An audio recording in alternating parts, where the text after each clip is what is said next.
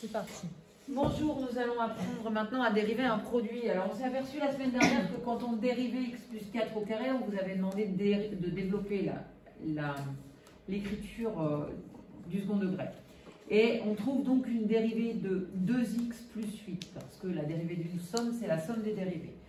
En revanche, si je prends la dérivée de x plus 4 et la dérivée de x plus 4, donc du produit, j'obtiens 1 fois 1 qui donnerait 1 au niveau de la dérivée de ce produit-là. On voit bien que ce n'est pas la même chose. Donc on ne peut pas dire que la dérivée d'un produit est égale au produit des dérivés. Alors on va mettre en place la formule aujourd'hui de la dérivée d'un produit. Donc déjà on identifie le produit de deux fonctions. Ici ce sont deux fonctions du second degré qu'on aurait pu développer et ensuite chercher la dérivée par la somme des dérivés. Mais nous on va le faire par le produit. Donc, on écrit U, x carré plus 3. On écrit V, x carré moins 5x plus 2. On dérive chacune de ces deux fonctions. Donc, dérivée de U, 2x, dérivée de V, 2x moins 5. Et ensuite, vous utilisez la formule de la façon suivante. U'(V) plus V'(U). Donc, la dérivée de F1, U'(V) plus V'(U). Je recopie donc mes formules. Je fais la somme et le produit de toutes ces fonctions-là, je développe et j'obtiens la dérivée de 4x³ moins 15x carré plus 10x moins 15. Je voulais vous montrer qu'on pouvait trouver ces solutions sous GeoGebra. Vous pouvez télécharger GeoGebra gratuitement. Vous allez dans Affichage et vous prenez Calcul formel. Et dans Calcul formel, eh bien, nous avons le calcul de la dérivée ici. Si on regarde la fonction que j'étais en train de dériver, on est là, donc je l'ai recopié, j'ai mis dérivée, et vous voyez, c'est ma formule que j'obtiens ici. Là, j'ai U, ici, et là, j'ai 2x, la dérivée de U.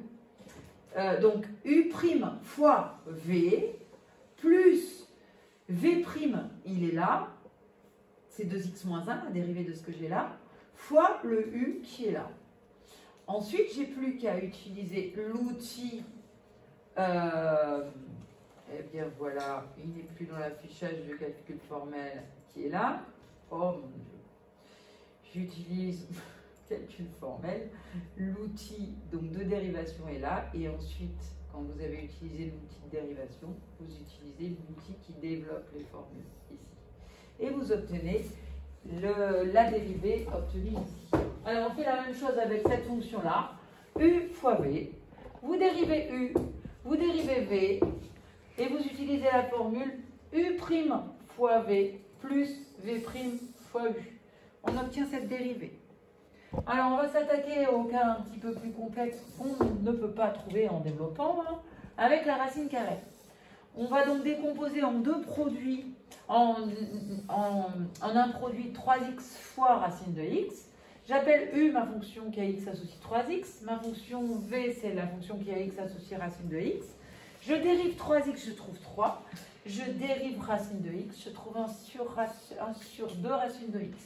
Et ensuite, j'utilise ma formule, je ne vais pas utiliser les couleurs, vous débrouillerez un petit peu après, qui dit que c'est U' fois V. Donc j'écris U' fois V. Vous voyez, après, vous n'êtes plus obligé d'écrire toutes les formules. Plus, attention, on ajoute les deux. V' fois U. 1 sur 2 racine de x multiplié par 3x. J'essaye de réduire tout ça de façon à ce que ça fasse une formule un peu plus jolie. Ici, on a du 3x fois sur 2 racines de x. Ça nous donne du 3,5 sur x sur racine de x. Alors ici, x, si x est positif, attention, c'est la racine de x au carré. Donc je vais pouvoir simplifier avec la racine de x qui est en bas. On considère de toute façon que les x sont positifs puisque la fonction doit être définie pour x strictement positif. Positif ou nul, pardon. Donc on va écrire que c'est égal à 3 racines de x.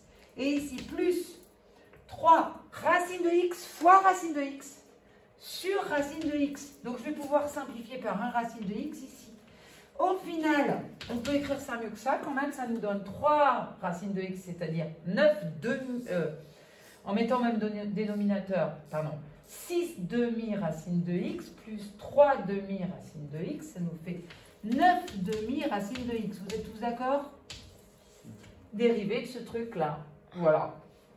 Si je termine avec celle-ci, f5, qui est un peu plus intéressante que les autres, eh bien allons-y. On écrit u de x qui vaut 1 sur racine de x. On écrit v de x qui vaut 3x plus 1. Je dérive u. Alors, la dérivée de u, il faut la savoir par cœur.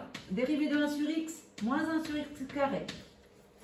Et ensuite, je dérive 3x plus 1, c'est 3.